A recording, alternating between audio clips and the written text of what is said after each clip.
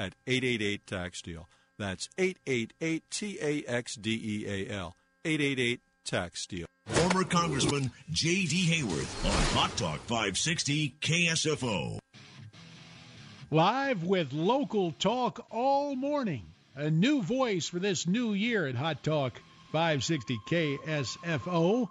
It's recovering United States Congressman J.D. Hayworth. And wow, way back in the day when I was part of the first Republican majority in 40 years in the U.S. House of Representatives, people would come up and they go, man, you're so young. And the fact is, I was elected to Congress at age 36.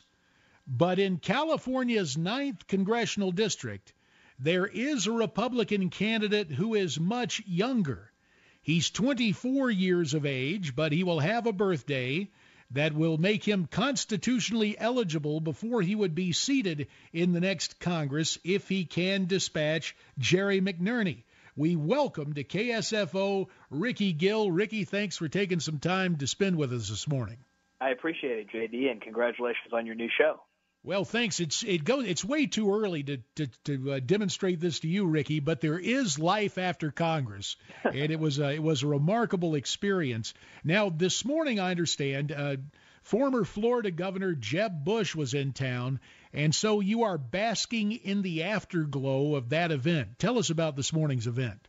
Well, it was a fantastic experience. We had a packed room here at GAP headquarters, and a terrific host. The governor was very kind and cordial, and I've always admired him as someone who forecasts the best in the Republican Party, and he wants to rejuvenate the brand. And JD, I know you're committed to that same concept, and we've got to go on the offense in places like California. I tell folks in San Francisco, if you want a good proxy fight, California's 9th congressional district is the place to invest and get excited. You can adopt a race, and I hope that's mine. Well, you know, Ricky, it's interesting you should mention that because as you will discover, because I know it's dangerous to assume politically, and you're not assuming, but I'm just fast-forwarding to when you're sworn into the Congress of the United States. You'll be doing that long commute, and I used to call the airplane the school bus in the sky. But commuting there from Lodi, and what I would find when I'd be on planes, I'd meet guys from California or from Massachusetts, and they'd say, I want to adopt you as my congressman. So I think that's very effective for people in and around San Francisco to take a look to the 9th District. And a native of the 9th District, you've called Lodi home all your life. But, wow, I look at your resume, and I guess you're going to be a JD. Not taking on my name, but completing your studies for a Juris Doctor at Bolt Hall over at law school at UC Berkeley. How on earth do you find time to go to law school and to campaign for Congress and to raise the funds necessary?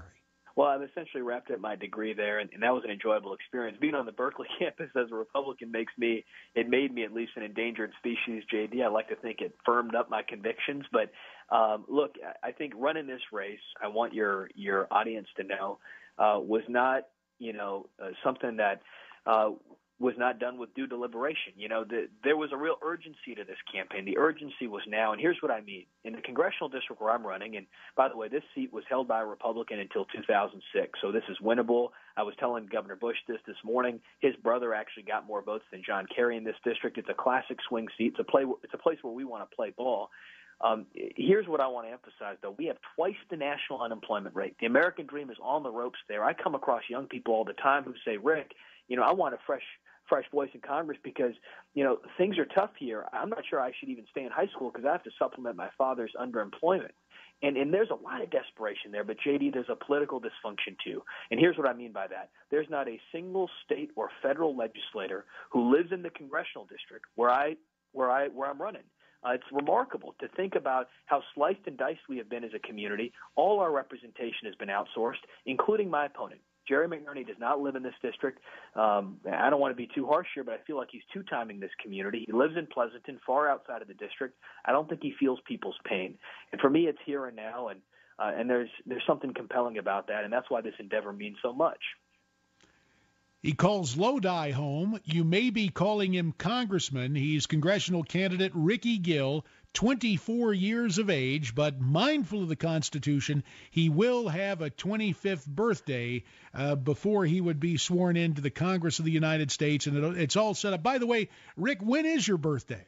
My birthday is about a month before California's open primary, so it's early May, and I just want to assure your viewers that we've done all the proper constitutional procedures. We're certainly compliant.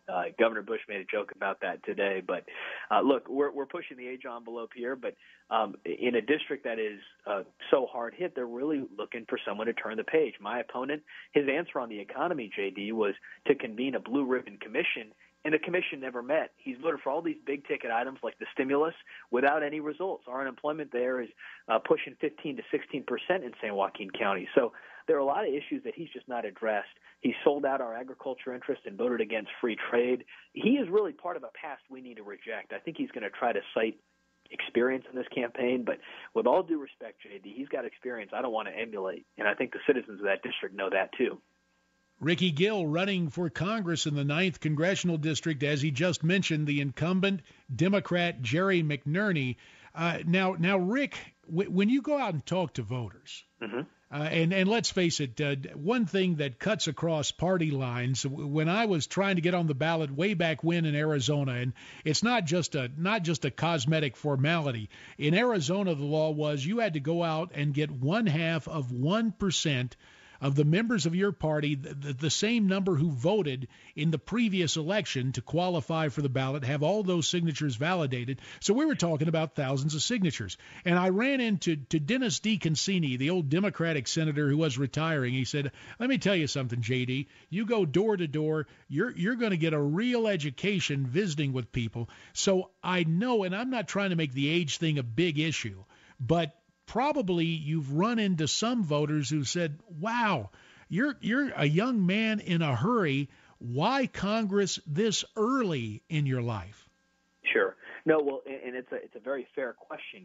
It is the underrepresentation of that community that really is the most compelling factor in this campaign. To not have a single state or federal legislator in a district that large is unconscionable.